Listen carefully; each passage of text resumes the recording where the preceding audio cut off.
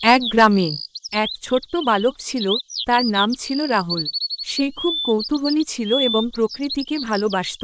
একদিন সে বনে ঘুরতে ঘুরতে একটা ছোট্ট বাঘের শাবক পেল। শাবকটি খুব দুর্বল ছিল, হয়তো তার মা তাকে ছেড়ে চলে গিয়েছে। রাহুল শাবকটিকে নিয়ে বাড়ি ফিরে আসে এবং তাকে যত্ন করতে শুরু করে। ধীরে ধীরে শাবকটি বড় হতে লাগল, কিন্তু রাহুল কখনো ভয় পায়নি। বাঘটি তার প্রতি খুব স্নেহশীল হয়ে উঠেছিল। একদিন রাহুলের গ্রামের মানুষ জানতে পারল যে রাহুল একটি বাঘ পুষছে।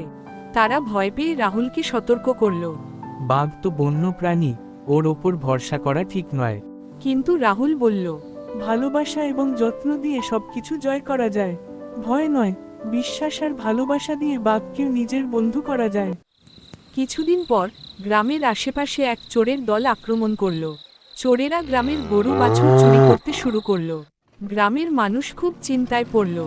এক রাতে সেই বাঘটি চোরেদের দেখতে পেল এবং তাড়িয়ে দিল। গ্রামের মানুষ তখন বুঝতে পারল রাহুলের বাঘটি তাদের সুরক্ষায় কতটা মূল্যবান। নীতিকথা: ভালোবাসা আর বিশ্বাস দিয়ে যে কোনো কঠিন পরিস্থিতি জয় করা সম্ভব।